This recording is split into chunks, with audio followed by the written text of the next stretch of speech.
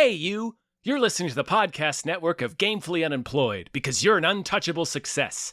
To support us and gain access to great exclusive shows like our brand new Supernatural watch-along Himboos, head over to patreon.com/gamefullyunemployed. You'll also get your lucky little mitts on hundreds of episodes of our other exclusive shows like Tom and Jeff Watch Batman, Star Trek The Next Futurama, Spiel Boys, and the complete series of Fox Mulder is a Maniac. We do movie nights, game streaming, regular mini-series and surprise shows, and you can even commission your own podcast about anything you want, within reason. You have nothing to lose and everything to gain by heading to patreon.com/gamefullyunemployed.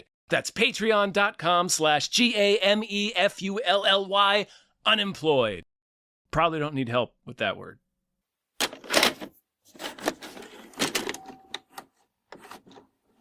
It wasn't hanging. No, that's a weird. I don't get it. Well, I do. I looked up the reasoning behind the title, so I do get it because it's based on a painting. Oh, okay. I thought it's where you hang out. You hang. Kinda, yeah, because they do go up there just kind of to chill. They really do. Picnic at Chill Rock. Hi, everybody. Hello, everyone. My name is David Bell. And my name is Tom Ryman. And we just watched Picnic at Hanging Rock. What? From the director of Master and Commander. Hell yeah. What we see and what we seem are but a dream within a dream.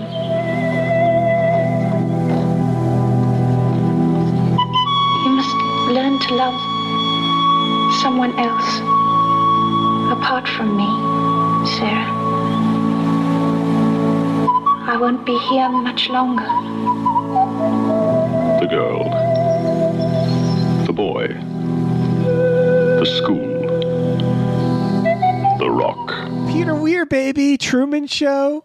Dead Poet Society. Before we begin, big thank you to yet another Steven, our Patreon producer, who asked for this to get made. Meet me and the girls at Hangin' Rock. Yeah. And we'll chill. Yeah. We'll kind of sleep.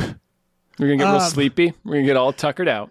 Yeah, this is all right. This is Australian New Wave cinema, as the Turner Classic Movies intro tried to push on me, and I was like, fast forward. Oh, I didn't see that version.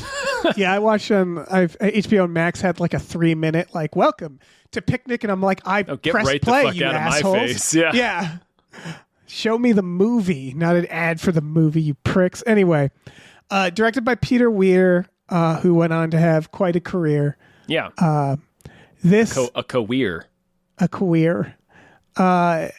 This is listed as a coming of age, period drama, psychological drama, teen drama, tragedy.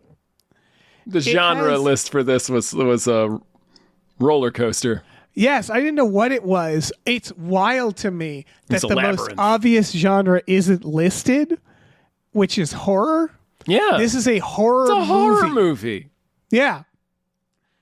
It's weird that they couldn't like figure that out. It's like spooky and creepy. It's kind of like a drama, and it's like a little coming of age. There's like themes in it, but a lot of symbolism. It makes you feel uneasy about things and sort of like parallels them with creepy imagery. Just kind of really spooky. Kind of scared, yeah. It's a little bit scary. It makes sudden noises. It's a horror movie. What are we doing? What are we doing here? I feel like a great big fool, though. This is a movie that's been on my list for a long time, and it tricked me. I thought this was based on a true event. And, it does the Fargo thing.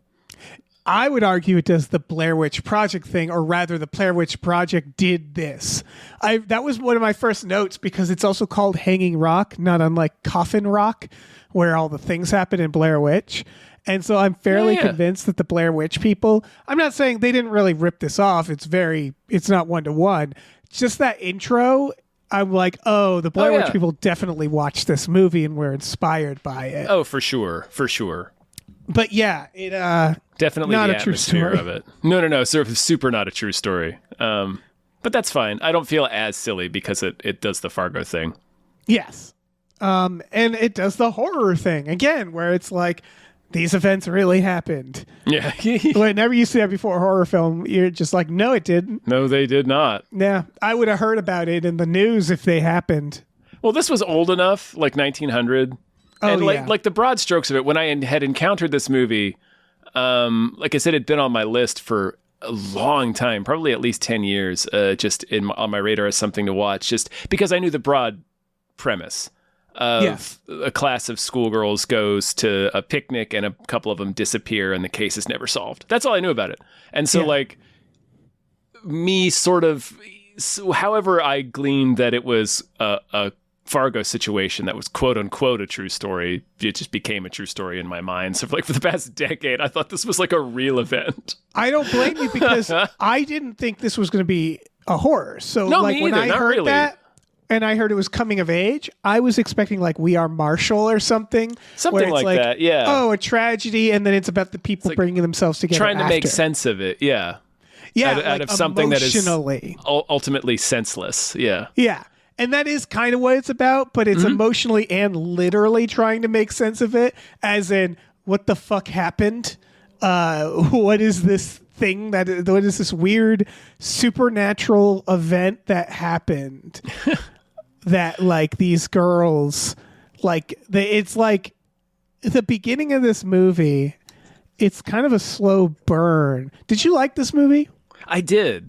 Me too. I think this is a really interesting movie. It's gorgeous. Yes. First of all, I watched this like the only thing I got at the beginning was this thing talking about the 4K restoration, because it was apparently restored and re-released last year, I think, in like UK cinemas, and I assume in Australia as well. Yeah. But it looks great. Yes. The cinematography, I assume it's all shot on location in Australia. There was like one or two spots. So I was like, is that like on the creek? I was like, is this a soundstage? It's possible. But most of it is just these like gorgeous vistas, and really weirdly oppressive beauty in some shots, particularly the first shot where it starts with the grass, and then Hanging Rock is shrouded in mist, and then the mist sort of moves down over the grass below, and then we can see Hanging Rock, like the mountain above the yeah. mist. There's lots of shit like that.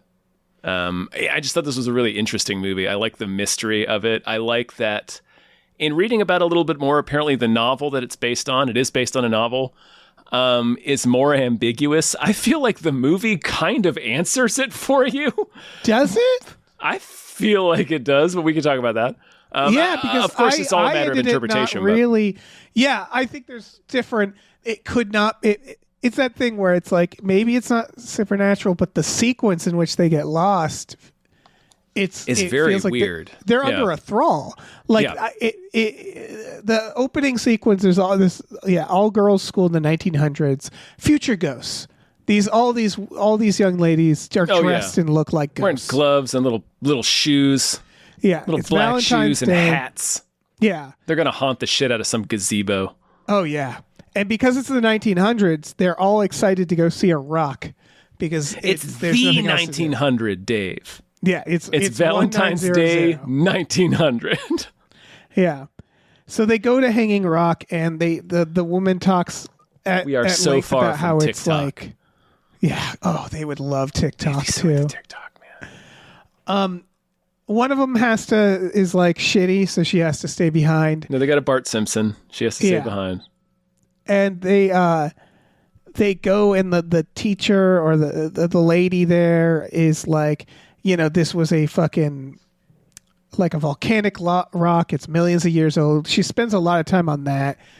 Well, she specifically says that Hanging Rock is young, comparatively. Like she says, it's that's 1 true. million years old, whereas everything around it is hundreds of millions of years old. Right.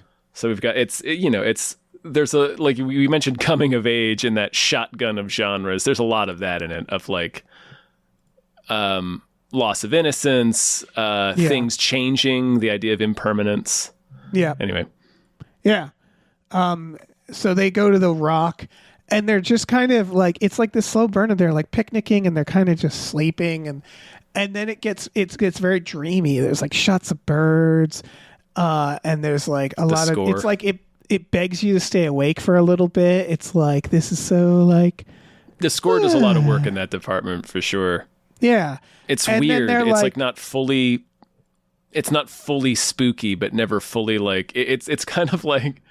It's kind of like creepy Calliope music, or like something Willy Wonka would play on his boat when he's taking you through that tunnel, where it's like, it's fine, it's a little spooky all of a sudden, but it's fine again. It's a little spooky all of a sudden, but it's fine. It's fine. And at first, they're all kind of like daydreaming and again lounging, real and then lethargic. Yeah. Yes, and that's what you realize is they're all like falling asleep, and then the girl is like kind of like swaying on the rock. And at that point, I was like, "Are they on acid? Did they take acid?" Yeah, man. And I couldn't quite tell if this was like just a mood they're going for, and then they get weirder and sleepier, and then they just sort of the girls go off on their own, and then one girl seems like the only girl who's like, I don't feel good. She keeps saying that, and then the girls just kind of lie down, and then they get up and they all just walk into this cavernous area and are never seen again. Yeah. Which is so fucking weird and creepy. Mm-hmm. Do you think it's a non-supernatural thing? I do. Because that was so loud, I couldn't ignore. Like that part is the challenge to it, obviously. Because like you said, it's so loud, it's hard to interpret that as anything other than what's literally happening. Yeah, there's the headmaster, Mrs. Appleyard, who is a pretty dark character. Yes. There's like a couple Sort people of. who mention things that are like, oh, were they involved? What is it? Well, the guy at the garden? So here's my interpretation. Yeah. So one of the main girls, who seems to be the only girl that anybody actually cares about, Miranda. Yes. She has this line that's repeated throughout where she says, like, everything happens at the time that it's supposed to happen. Basically, I'm paraphrasing it. Yeah. But it's repeated a few times. And there's like this thrumming noise, like this like deep earth sound that makes you keep thinking back to that speech that Miss McCall, the teacher, was given about how it's like this volcanic rock that was thrust up from the earth. Also, all Finally their watches blooming. stop. Their watches all stop. The carriage driver, who's the most Australian motherfucker. He looked like a Haunted Mansion animatronic. Yes. Yeah. Yeah, over here is the rock. We're gonna pull up here and have some tea. It's everybody like he's the first like full Australian dude that we meet. Everybody, because it starts in a school, so everybody's speaking very like clipped, proper British English, and then the carriage driver is just this Australian fella. Yep. But it seems like they're being a force is drawing them to their destiny, and I guess I would interpret that as destiny itself. You know, like a rite of passage almost. Yeah. They're being drawn to this event that is going to happen to them. But what I think happens is they were assaulted and murdered by fucking Michael and Bertie. Oh, Michael and Albert. Wait, which one's Michael? Who's Michael's the guy? the English guy who goes back, who feels guilty and goes back up there to look for them. So he's looking for them because he knows that they're there. What he straight up tells the guy is they could still be up there on their rock. They could still be alive. And Albert, who we later learn is the brother of Bart Simpson, whose name is Sarah, the girl who was in trouble and had to stay behind. She's talking about Bertie early on, and you're like, the fuck is Bertie? And then later she's like, it's my Albert. brother, long lost brother. And then out of nowhere, he's like, he has a dream by the way, about I her. have a sister. It's The Simpsons. I had a brother who became a doctor or something. Used to laugh at the most inappropriate time. Exactly. It's that. But they have they have that moment where Michael, who's the English dude, clearly lies to the police. I mean, I can point out all the clues in a second, but anyway, that's my interpretation. What happened is they killed them. That is probably. This is definitely a movie where, like the book, I think the point is to not know. Yeah, the book is it's not from what I've read about of the. Yeah, From what I've read of But- the book, it's more ambiguous than that. Yeah, but I can imagine making this movie being like, well, us the filmmakers, we know. I thought they just were like introducing all these different threads and possibilities to make you like. I was thinking of the gardener scene because the gardener at one point goes like, they're asking about what happened to her, and he goes, "This plant, it moves," and he shows the plant moving. And I was like, is this like an X-Files fungus deal? Like, were they drawn in? They spent so much time on the volcanic rock. I was like, is it gases? Like, is everybody sleepy? Because I landed on like, there was a bunch of different little threads that your mind could go off in this direction. Yeah. But I definitely see your interpretation because one of my notes was that these guys, there's a kind of a bit of this where, because I was also thinking the Mrs. Applefuck, because she clearly feels a great deal of guilt, obviously, for Mrs. the girls. Apple Muncher, you know. Yeah. Like, she's freaked out when only one of them is found. Yeah, And she not says all it's of almost them? worse. Yeah, and so I was like, did she do something? She's a very weird character because she sort of, she's a hard ass, but then they sort of show her like highly affected and crying about it, and then It's seems like she fucking killed herself, or she she's found. definitely she's did. found dead by the later. She was hanging on to a relic of the past, I think is her like she's trying to run the school, and we Yeah. get the sense that the school is kind of barely staying open and that this event is going to ruin them. Yes. Because it's not only have they lost the tuition, I mean, it's grim, but it's fact. Not only have they lost the tuitions of the 3 that went missing, it turns out to be 2 because one of them does reappear. But like we learned that She's 4 getting a other refund probably though. she probably won't come back. Yeah. We learned that like 4 other students withdraw. She has a couple of staff members that resign. The school's falling apart. She didn't have any more money. And then she has to basically tell Sarah, the Bart Simpson, look, I've got to send you back to the orphanage. They haven't paid, and your guardian hasn't paid in 6 months, and they aren't answering me. And like, this isn't like a charity service. Like we need to have tuition in order to have you here. Right. And then Sarah seemingly jumps. 100% does. Yeah. Yeah, Because from Sarah's in into the love life with that in love Queen with has. Miranda as well. Yeah. We learn like she's written poetry about her. She keeps like vigil for her. She keeps like a little shrine to her, hoping that she'll be found. The movie Right. takes place over like about a little over a month, the course of a month after the disappearance. It's hard to tell because it definitely is like they do like a little time skips, but it's clear that it's basically going from search parties to like everybody has sort of accepted it and done like funerals, presumed dead, and nobody's looking anymore by the end. So yeah, I would say about a month or Well, they so. say at the end, we know it happens on Valentine's Day, February 14th, and they say at the end that Mrs. Apple Muncher was found on March 27th, I think. So it's a Okay, little over yeah. a month that we see. That checks out. Bad month. Bad month, man. Shit. It's just like, yeah, those 2 dudes, which by the way, this is from an era of filmmaking that respects its audience, and which is another way of saying a lot of the time I was like, who the fuck are these guys? Very dreamlike, yeah, too. Yeah, like what is their relationship to each other? They just are in the woods and they start chatting. Oh, he's his coach. So we see they go out Coach? he's his coach driver. Sorry, I should have finished that thought. He's his coach driver. Oh, that makes I knew. Yeah, I figured he his was like a driver. servant. Yeah, he yeah. had servant energy. Yeah, so the girls go out to Hanging Rock. There also happens to be another wealthy family. It's this old colonel guy and his wife. And we see the old colonel later who's just sitting in his Egypt room that has knives Yes. on the wall. What's his I fucking relationship love to that the guy. other guy? There's a scene where they go and tell him. Again, I'm also bad at picking up on little things sometimes. You're definitely better. I got you. But for I got me, you. Don't worry. it didn't matter, but it was a lot of me going like, who are these guys? And then when they go and talk to him, I was like, who the fuck is that guy? Like they're talking to like this That's the monocle colonel. motherfucker. Yeah, we only saw him like twice before, so it's all right. Yeah. But he's out there with his wife and their nephew, who's this guy, Michael. And he's sort of new to the continent. He's kind of like wide-eyed, looking around. That's Michael.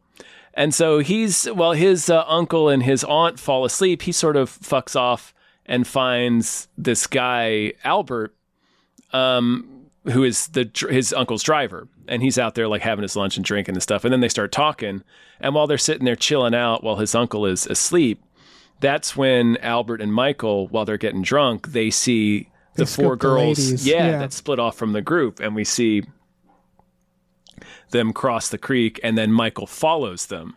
I definitely think the movie is meant to, like, I wrote several times, it's weird the cops aren't questioning these boys more. It's a different time. Like, I figured the movie is meant for us to kind of like they're the obvious pick. I just thought there was just so many other little threads, or there was so many other details that ultimately it's just like I think I couldn't get past the idea that it wouldn't be supernatural in nature. It's like it feels like there's this inevitable draw toward this moment. That's how I'm interpreting it. Yeah, you could argue it's like The Shining, where it's like these boys are also being drawn and led to this moment. Yeah, like it would explain why his weird guilt later, and why he's like seizing up while looking at the and he sort of has a dreamy memory of it. Like, yeah, it does make sense that he was there, and like if you want to get we know he was there too. Yeah, if you want to wait. I'll continue, but please finish your thought. Oh, just like if you want to get like the literal interpretation of like what must have happened, I kind of do interpret it as like this rock has some sort of supernatural qualities that is creating this deeply evil thing to happen. That's like drawing them in like insects to this point. Like, well, and to point out, notice who falls asleep and who doesn't too. Yeah. Like, it's like his Michael's aunt and uncle fell asleep, but Michael and Albert don't. And all the rest of the girls and the driver at camp fall asleep, but Mrs. McCall doesn't. She's awake, and she goes missing as well as it, because she gets up to look for the girls. And they find her, one of them sees her half naked. Correct, yeah. Yeah, as in the victim of an assault. The girl who's like, I don't feel good, and runs, is the girl that they commented that they weren't attracted to. They call her Dumpy. Yeah. So and later when Michael calls the police, so when we see them watch them cross the creek, I'm piecing this shit together like True Detective. Yeah, for people who haven't seen this movie, this must sound insane. It's a very good movie. You should definitely watch it. True Detective is actually a good comparison. Yes. This feels like a season of True Detective. Yeah. It's very dreamlike. It's I'll hit on that symbolism first, and then I'll walk through like the particulars of what I think literally happened. But I think the rock, Hanging Rock itself, represents a new bloom. You know, like the coming of age. These girls, you know, it's a young rock, and she's talking about, it has all this energy and stuff, and then finally it's pushed up through the earth to show itself off amongst all these old other rocks, and then we also get the sense of geologic time because it's comparatively young, yet it's 1 million years old. Right. And while they're riding out there, like Irma, who's one of the ones who disappears, but she's the one that comes back. Yeah. She's just like, just think, it's been waiting 1 million years just for us. So it's more about like, I think what happened to them is mundane, but I think there was this supernatural force that was drawing them all here toward this moment, their destiny, because it was a turning point for the school was ending. It's a way of life that was ending for Mrs. Applebite, or Mrs. Appleby, I think is her actual name. I can't remember. I had it a moment ago. It's Appleyard. Appleyard, that's right. And even that, Appleyard, schoolyard, right? Knowledge yard. Young minds, but and she mentions she and her late husband used to go vacationing in Bournemouth or Bournemouth, and it didn't change for 40 years. For 40 years, it didn't change. And now she has to, it's like her way of life, and the school and all the things that she's teaching them are sort of coming to an end, and Sarah's life is coming to an end, and it's 1900. It's 1900. It's the turn of the century. I think it's anyway. Oh, I think yes. I think this is why it's coming of age. Mm-hmm. Where that's definitely a theme throughout. It's a loss of innocence. They were just going to go have this fun picnic. Yeah. And then it's how it's loss of innocence, tragedy, and then how it kind of resonates with everybody. The ripple effect. And you're saying this important point, much like this volcanic rock that's both young and old. Like these girls are both young and old by the end of this. That's true. Yeah. They have been put through something horrific that they don't fully understand at too young of an age is kind of part of it, I think. Yeah. Yeah. Did you notice Jackie Weaver? I did notice Jackie Weaver. She has a line as the maid. Yeah. She's the one who, like, most of her scenes are in bed. Yeah. Yeah. Yeah. She's the maid. And she's the one who has the line where she's like, I feel bad for those girls. And her husband, who is one of the gardeners, the younger gardener, he's actually Irish. Yeah. And he says, oh, yeah, the three girls, yeah, I mean, maybe they'll be found, because I think at this point they found Irma. And then Jackie Weaver goes like, no, I mean the girls here. Yeah. You know, I mean, that's just stating the theme of the movie, kind of. But it's good. Yeah, but it's good. Yeah, okay. I think... Sorry. Oh, no, I think you're right that the movie is definitely pointing to the two guys. I remember the line where he says, I say the crude things, you just think them, where the idea is like, it's clearly like that almost mentor-mentee relationship where he's clearly pushing this, and that's why he's the one. And then later he's like, you just best not think about it. Yeah. Like, you got to stop thinking about this. Yeah. Yeah. I mean, it was so dire that when it was like, I remember watching this movie, and Mike was like, I'm going to go back. You're going to come with me or not? And I'm like, he's going to kill you. That's not what happens. Yeah. But like when he's telling Albert, come with me, man, because Michael's this like buttoned up, stuffy British dude who's like, oh, piff poff. And then Albert's this like Australian that was just leering at these girls, and he's got tattoos all over his arms. Like, forget about it. They're in the bush for over a week. They're dead. Yeah. Like, don't take that guy with you. He'll just kill you. Yeah, and when they first meet, there's definitely that relationship of he's like rough around the edges and kind He's of... literally the murderer from Wolf Creek, if you recognize him. Is he? Yeah. Albert. Yeah. It's John Jarrett from Wolf Creek. He's also in he's the lead Australian in Django Unchained. Oh, is he? Of the Lamont LeQuentin. So he's had a the rich Quentin career Dickey mining operation. Yeah. Bad guys. Real bad dudes. Yeah. He's an S tier Australian scumbag, is what I'm saying. I think this conversation already has really made this movie feel more clear, because I think it was so binary in my mind that it had to be one or the other. Oh, it's both. That it had to be supernatural or human, and it was meant to be ambiguous ultimately, where it's like talking it out, I'm like, no, I think that's pretty definitively what the movie wants us to think. Yeah. Not commenting on the book. The book, I understand, is different, and even has a deleted chapter that doesn't make things that much more clear, but does make them kind of clearly well, actually, even then, not clearly supernatural. Yeah. Actually, no, wait. Anyway. Again, it's almost eldritch. And it's supernatural. I think True Detective is the best way to compare it, which is that in True Detective, there's no spoilers like ghosts. There's no boogans. There's never like an actual thing. It's all about like vibes and like the pull of the universe, where it's like Doom. You could look at the plots of True Detective and go like, no, there's not actually anything supernatural about this. They're all just weirdos. But it's like clearly there's more to it than that. One of the characters even talked. I think it's Miranda or Irma. Brings it up, and then they keep kicking around the idea of doom and being doomed. She says doomed to die, and she's talking about doom. What is doomed? Doomed to die, obviously, and they kick that around a little bit. But and that that is very True Detective has that similar idea. But that plays into, by the way, this opening with saying they're going to disappear. Mm-hmm. Because again, it's about like that inevitability, that thing, like this is going to happen. And everything is, so we have that sort of droning, thrumming noise that sounds like this deep beneath the earth, that it makes you think of like tectonic shifting. And like, so when she finally goes into that speech about it being a volcanic rock that was pushed up through the earth, I immediately, like, I was like, oh, that must be what that noise was.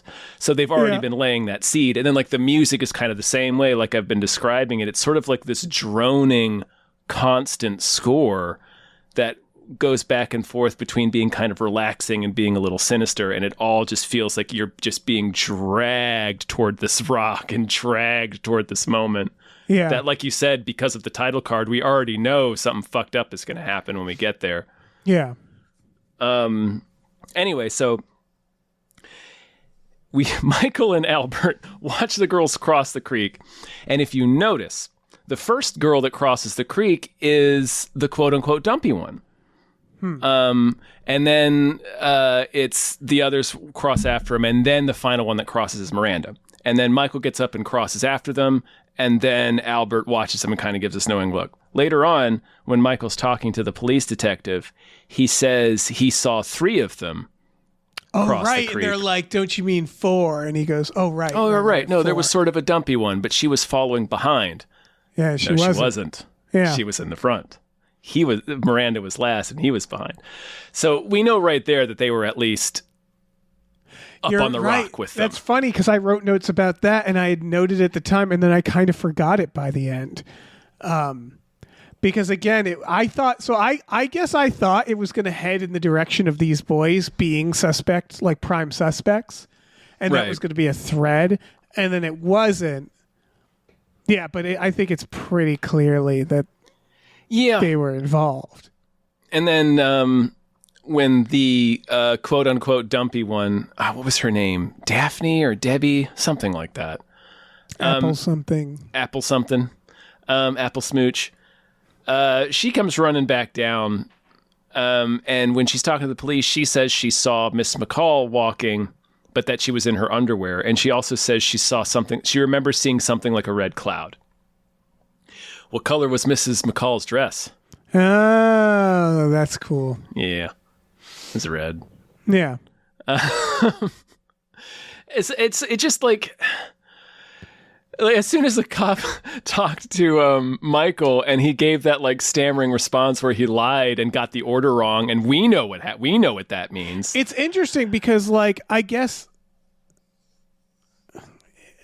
you're right that they also seem to be aware of it. It's just when Michael goes back, that of course can be interpreted as he's genuinely concerned, but there's the idea that the whole movie it's nagging at him, and it's like, oh yeah, that's guilt nagging at him. But it feels like he almost doesn't fully comprehend it. Yeah. Like when he goes back and he's like freaking out and can't walk into the cave, it's almost like he knows in his heart that he killed them, that they're dead, and he can't see it. He can't, because he's going back to look for them. Yeah. And it's like, he almost knows like he can't like see it through. He can't go in there. Yeah. You could interpret it as not being supernatural at all, I guess, and just being weird and artsy. Like there's that feeling, right, of like them sort of swaying and sleeping and being like, and wandering in there. Because nobody draws attention to all the sleeping. Like it's part of everybody's testimony. The clock stopping is the only hard evidence of supernatural. But again, I think the idea is throw enough shit at the audience so that it's ambiguous. Where it's like the point is to sort of ask these questions. Because I think ultimately the point is that it's a senseless and confusing tragedy, that they want us to feel that disorientation, that like, what the fuck happened here? But I do think you're right that it more or less maps it out. Like the movie seems to, but there's still enough gaps that you know it's all open to interpretation. Those characters specifically, because I kept asking myself like, why are they here, if not to be suspects? I guess. But there were a lot of characters, like Jackie Weaver is kind of like, you're like, what is she doing in this? There's just a lot of characters in general, like floating around. Yeah, it's about, like we were saying, the ripple effects of grief. Yeah. And then Appleyard is another character they spend a lot of time on. Yeah. So I think that's why I think it is kind of a little bit framed as a whodunit, because it's showing you all these characters. And it's showing you a lot of details of them. But again, it doesn't seem particularly interested in that either. It's very like, I don't know, mumblecore. It's very, it felt very like modern, like weird, dreamy horror in times where it just sort of like, this movie, by the way, rushed by for me. Like, it's weirdly, because once you start it, you go like, oh, this is going to be a million years long. And it was one of those films where 20 minutes passed and I paused and it was halfway done. And I was like, oh shit, apparently like an hour has passed. It draws you in. Yeah, and it kind of washes over you in a way that I didn't find boring because it's constantly compelling. Yes. It's constantly being like, well, what does this mean? Yeah, it's a very interesting way to tell a mystery. And like you said, it's not even really a mystery. It's not, it's not a whodunit. It's not interested in solving it. Right. And it ultimately doesn't really. Not really. It's why they couldn't define it, I guess. Yeah. But to me, it really does seem like a horror mystery. A psychological horror movie. Yeah. Or a psychological horror, yeah. That's ultimately what it is, I think. Yeah. Like, what an interesting movie. I really want to read the book now. Yeah. The book must be, I don't know. I guess this is a book. Mm-hmm. Knowing that they don't answer it, like a book is a lot of work. I'm almost like, no, tell me who did it. Tell me who did it, book. Like this is, it's so vibey that it almost doesn't like, it never presents again as a murder mystery. So I never felt dissatisfied. Mm-hmm. Like, I guess what I'm saying is that I didn't expect to know what happened. At no point did I expect this film to tell me what happened to them. Like pretty quickly, it was like, oh, like it could be this, it could be that, maybe it's this, but I never felt like disappointed. No, because it wasn't really what I was thinking about, and plus, like at a certain point, like I've pieced together here on this episode, I was sort of kind of surprised at how much of a solution there seemed to be. I was like, oh, well, it seems like this is what's happening. I mean, as soon as he had that scene, we have that scene where the cop interviews Michael. I did the line from Observe and Report where Seth Rogen is like, well, this guy fucking did it. Yeah. Yeah. Yeah. Now I think about it, I guess I was thrown off when they have that terrible lake party. That's another scene where I was like, God, the 1900s sucks. Everybody had to dress up and like go to this swampy area of the lake and pretend to have fun and like, you know, eat like kind of like warm cheese and warm fruit and like sit there and listen to this shitty band on a dock. And they're like, there's snakes in around their ankles. Like it's like just a swampy, shitty area. Yeah. It's a lake party in Australia. Somebody's going to die. Yeah, and like this is like the highlight of their summer, or it's going to be like this is the best thing that'll happen to them this year. Anyway, yeah, when he's like really concerned and going back, that also seems like it's pretty obvious now. Well, he keeps seeing all the swans, right? And he connects the swan. The swan means what's her name to him. Oh yeah, Miranda. He has the swan dream. So every time he keeps seeing, when he sees the swans at the lake party, it's what makes him go and talk to Albert, I think. You're right. Anyway, sorry I interrupted you. No, him and Albert, I just like. Again, I was paying attention pretty close. It's just, again, it's that 70s thing where it felt like I was listening to a conversation and they don't, and this is a good thing. I think this is a good thing. They don't stop and go like, here we are at this location, or hello, brother, you're my brother, blah, blah, blah. Like they don't really like make it easy on the audience to necessarily know what all the relationships or situations are, because that's realistically, if someone jumped into a conversation between two people, they don't speak in exposition. And this was a big part of the style in cinema. It was. At least in America in the 70s. Yes. And if the movie's bad, you really feel it, I think. Mm-hmm. Yeah, it's frustrating.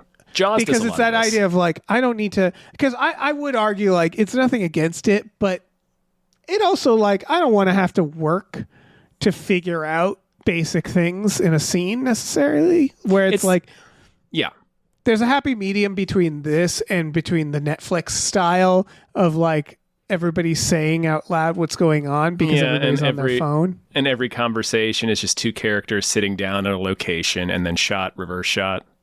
Yeah. Okay, get this piece of information out clearly. Okay, reverse. Get this piece of information out clearly. Okay, reverse.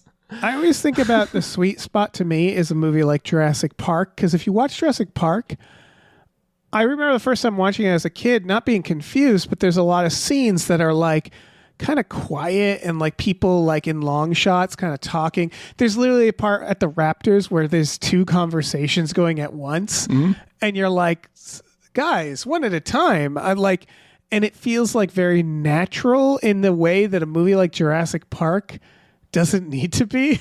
It was that style, because I mentioned a second ago, it's in Jaws, it's in Close Encounters. Like Spielberg did it a lot. It's in Raiders. Yeah, it was just a style of that new wave in the 70s that just Yeah, I guess weirdly Jaws never felt that way to me, but I guess it's also like it's not a complex plot. No, it's just shark eat person. And that's kind of it. But yeah, and it's sort of like the base, sort of a base level deployment of that too. Is just sort of like if a lot of overlapping dialogue is pandemonium. It also just makes it feel. It definitely Real. like this era feels more real in terms of, and for something like this, it really helps. I mean, this movie isn't even as. I think Spielberg does it more of like. Spielberg's again splitting the difference where it's like there's no scene where you're like, who are these people, what are they doing? He's very clear about like what each scene is happening. Like I was actually reading the Jurassic Park script recently, and it's just funny how like kind of weird and efficient a lot of it is too, where like where the characters would just sort of announce, I don't like kids, or like this or that, but shit, I forgot what I was saying. Oh yeah, but like, this, it's like, I'm not against natural, but it is sort of like, it's also a movie, so like, we can help people along. This wasn't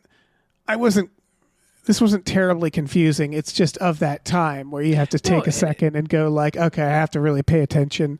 And it's very purposeful for this movie specifically too, like, because it washes over you like a dream. It's sort of, it's pulling you towards this moment that you know you're supposed to approach, and that's dream logic. Right. It felt like ultimately, because like if this was a whodunit, you'd want to be able to pay attention to that stuff. Like we covered Murder on the Orient Express, which is still a 70s movie does have some of the overlapping dialogue for sure. But it definitely knows it's a whodunit, right? Yeah, so it presents each character and you know who they are. It makes sure to tell you this is who they are, this is their deal. They dress this way, everybody looks very different and acts. Whereas this is not really about the mystery ultimately. So yeah, it is more designed to kind of lull you into this like weird fugue state of watching it. I felt like. Yeah, same. It's a very interesting movie. Yeah, I'm trying to think of modern comparisons horror-wise, because there definitely is, like, It Comes at Night is almost that. Yeah. A little bit of, like, Long Legs has a little bit of this dreamy, like, stuff. It's to depict, without spoiling it, the tone in that is actually, you don't realize it, but it is depicting something. It Follows has a little bit of this. But again, it's all kind of in service to an idea or into a mechanism in the movie, where It Follows takes a lot of time and scenes, and that's kind of the point. It's the slow, like... Yeah. The slow, like, rising dread. And this has that too. Again, the first sequence until they disappear to me felt like this slow boil where it's like it just gets slowly dreamier and dreamier. Yeah. In this feeling of like a gas leak where it's like everything is getting hazier and hazier. Yeah. In this weird way. Yeah. As they get closer to it. Yeah. Things start to feel like over bright, like too pastoral. Like, it's really interesting. This is such a cool little movie. Yeah, and I think it is ultimately symbolizing like shock and trauma and like disassociation of these moments. How clear and yet not clear the event is. Yeah. Like they keep doing like the heat and that sound, and like we even see like heat waves distorting vision. It's almost like we're seeing the memory of it 100%, without actually seeing the event. Yeah, that's true. Yeah, 100%. Yeah. The way that the rocks are arranged sort of reminds me a little bit of like Stonehenge. I mean, it is a monolith that they're climbing to, so like there's this idea of sacrifice. Right. Yeah, it definitely felt like they were going to run into them Lord of the Ring ghosts in those rocks, like a ghost army. Yeah. Some druids or some shit. They do the thing where when the guy comes back, he looks at the exact same rocks too. Yeah. I guess that's all I have to say. Yeah, I don't have this anything movie. else to say really. I'm probably gonna watch this again soon, probably this year. Yeah, I definitely want to watch it again. here's what I'll say. We just covered Mumford. This isn't like a comfort watch like that. No. Like this, the point of this movie is to make you feel deeply Just uncomfortable. to deeply disquiet you, yeah. There's parts of this movie I want to watch again. Is more of my feeling of it, where it's like, it's not slow, but I feel like it's going to be slow the second time around in some scenes. It might, yeah. There's just some man, it's such a interesting little nightmare, little cursed nightmare of a movie. It Like is. I was just thinking of the one scene where the four girls get up to the rocks, and it's just before they all lay down to sleep, and Debbie, or whatever we decided her name was, looks down. She's like, wow, she looks down and sees all the people asleep at camp below. Oh yeah. And she's like, wow, it's like apart from us and the people over there, we're the only living things in the world. And then it immediately cuts to the ants eating the cake on the ground. Oh yeah. And then the ants crawling over their skin. Yeah. And it's like, no, you're not the only living I things said that in the out loud. world. I was like, you're are you just dumb? You're just terribly naive. Yeah. There's these things right at your feet eating that little cake that these horrible, thoughtless creatures are just eating that cake that you brought with you, that precious little cake. It's just such like such harsh imagery. Yeah. By the way, sorry, looking at Peter Weir, because I was like, is this my favorite film he's done? We probably Not talked Master about and this when we Commander, covered Dave? it. Well, the movie, do you know what he did right before this movie? No, actually. The Cars That Ate Paris, Tom. Remember that movie? I do, yeah. Yeah. This So he did that and this then was this. his follow-up to The Cars That Ate Paris? Yeah. This Man, one's what a better. leap. Yeah. Cars That Ate Paris is an example of a movie that has a lot of neat moments, but A lot overall, of moments like this in it. Yeah, I can see that. overall, I'm like, I don't need to watch that again. Yeah. I don't need to revisit it, but I do recognize the talent in there. And I think we said that at the time when we covered it. And there's a lot of similar vibes in this movie. Yeah. He did Green Card. Remember Green Card? The Gerard Depardieu comedy? I believe so. I saw it as a kid. I gotta watch Green Card. Also, he did Dead Poets Society, so I'm kind of like, are you okay? Did you have an okay time at school, Peter Weir? I mean, I had that thought after watching The Cars That Ate Paris. That's a good point. What a Doing all weird right, Pete? career. It's a weird start because those early movies, I'd never guess that he'd be able to compile a coherent film. Not in a Right? bad way, in a way where I'm like, yeah, you're doing like weird art house shit. Right, it's and just then so you're doing esoteric. the Truman Show and Master Yeah. and Commander. It's odd. Yeah, man. People contain multitudes. Sometimes Yeah. it's a car, sometimes it's a master, and sometimes it's a commander. Yeah. Oh man, and Fearless and Witness. Fucking Oh Witness. my God. Sometimes it's Danny Glover. Sometimes it's Danny Glover. We could be done. Yeah. Listen to yet another Steven. Listen now. Thank you. Thank you. Seriously. This was like, I'm so glad. It's what you said, Tom, at the beginning, like you meant to get around to it. It's that feeling Yeah. of like, I'm glad I have this in the old database now. Yeah. Like, it's an important film, especially if you're into horror. I'm definitely to know curious to about? watch the remake. There's a remake? There is. Oh my fucking God. I think it has Natalie Dormer in it. A Picnic at Hanging Rock remake? Mm-hmm. What year? Within the last 10 It was a years. miniseries. Oh shit, a miniseries even. Holy fuck. And it did. It had Natalie Dormer. Holy shit. We might have to watch Samara that. Dave. Weaving. All right. Who is she? Irma. She's Irma. Okay. Yep. Natalie Dormer, do you know who she plays? I would have guessed Miranda, but is she Sarah? You'll never guess. She plays Mrs. Appleyard, Tom. Whoa. Okay. They're like, what if she was hot? What That's if Mrs. Appleyard was hot? sort of antithetical to the character, but we could still work with that. She's supposed to have 40 years of things staying the same and not changing. So they were like, let's make this for the kids. Let's make this a hot drama. Wow, now that's I'm a scared take. that it sucks. Yeah, that's a take. You could still do it. You could Yeah. still do it because you could. She'd have to have become headmistress at 22. I don't know. It's a 5-hour miniseries, and I am super curious about it. It does seem like that it like based on just that, I'm like, is Yeah, there that's some a take. producer who's like, sex this up? Yeah. It was already sort of sexed up. That's kind of the Yeah. point.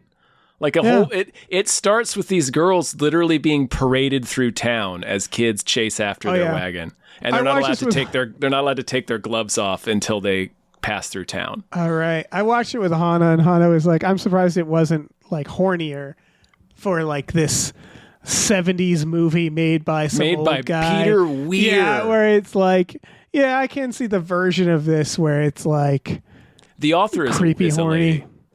Yeah. The book was written by a woman. Oh, yeah. But I can see it being horned up in an right, inappropriate right, manner. Right.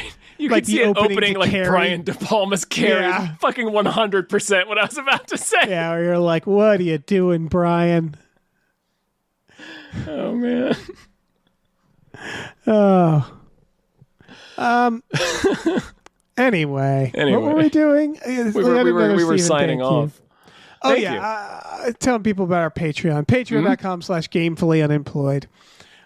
For $5 a month, you get access to exclusive podcasts like Tom and Jeff Watch Batman, Fox Mulder is a Maniac, Star Trek The Next Futurama, Spiel Boys, our Supernatural podcast, Himboos. Oh, those Winchester boys would have been on the case. Oh my God. So They many should have babes sent the in peril. Winchester. There's so many babes in peril. Yeah. They would not rest, Dave. They would not. Oh my goodness. Those two clowns, Michael and Albert, wouldn't have a chance. They'd follow Yeah. those dudes around. They'd bully shotgun poor them. Michael. They would. He'd They'd be bully upside down in the confession out of toilet him in no immediately. time. Yeah. Yeah. Holy shit. They'd shotgun the concept of fate in the Yeah. chest. They'd like fight the fake destiny. concepts. Yeah. Dean would kick Destiny off of Hanging Rock. Yeah, I would. You can also watch movies with us every Friday night, by the way. That's another thing we do. It is. I don't know Yeah. that we'll watch this one, but I don't think we will. it's a little I too don't think so. introspective. It's a little bit too Yeah. interior of a film. We generally watch more group movies, we'll call them. This is one of those films where I'm like, I'm glad I watched this in the right setting.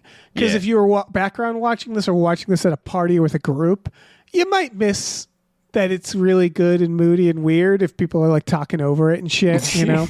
Yeah. Yeah. It's not a movie that inspires the eating of pretzels. No, this is you know what this is? It's a get way too high with your friends and watch movie. Yes. The kind of movie where you watch and you go like, I can't tell if this has gone on for as long as it's gone on or that I'm just high. Wait, are there aliens? Yeah. They mentioned like seeing bright lights at one point. Uh-huh. Yeah. They throw So a it could bunch be. of shit in there. Yeah, I don't Yeah. know. Apparently in the deleted chapter, their clothes float in the air. Oh, shit. And what happens with Irma is like she tries to follow the other two into like this one crevice, and a rock falls in front of the opening and closes it off, and that's why Oh. she's found and the other two are never found. This movie should have ended with a pan over to the woods, Bigfoot. And he winks at the camera. A family of Bigfoots melt Yeah. out of the trees. They were standing there the whole time, but we couldn't see them because they blended in like SEAL Team 6. Yeah, why not? Oh yeah, We also have a store. You really got to be dense in our podcasts to know, what you're that referring one- to there. Yeah, We also have a store over to GameplayUnemployed.com. You can find a link to our Teespring store, where we have all kinds of cool original artwork by cool original artists like Michael Vincent Bramley, Starlene Hodge, Justin Brown, and others. So check that out. Please rate and review our podcasts wherever you're listening, and also follow our other show, Badical, Badical, also wherever you're listening. And we throwing some new episodes up there. I don't know, hopefully this month. hopefully soon. Yeah, and stay out of Australia. Clearly, Time is a flat circle. yeah, Australia is a flat circle filled with spiders. It's a flat circle covered in spiders. It could just have been a spider in this movie. Oh, yeah. That's kind of a damning image, too, that he shows. Right when Michael and Albert go set off to look for the girls, it cuts to a spider wrapping up a bunch of ants in its web. I think it's the only time we see a spider in the movie. Also, when Michael puts out that book called If I Did It Yeah. at the very end, that was weird. And Marion's parents sue the shit out of him. Hey, listen, our music is produced by Chris Corlew. You can find him on twitter.com as the Corlew, or go to shipwreckedsailor.bandcamp.com. Our channel artwork is produced by Michael Vincent Bramley. For more of his work, go to mvbramley.art. Our episode artwork is by Justin Brown, available on Twitter as Justin T. Brown or at Artness by JustinBrown.com. And finally, additional artwork is by Starlene Hodge. You can find her work at StarleneArts.com or on Twitter as StarleneX. Cool. Goodbye.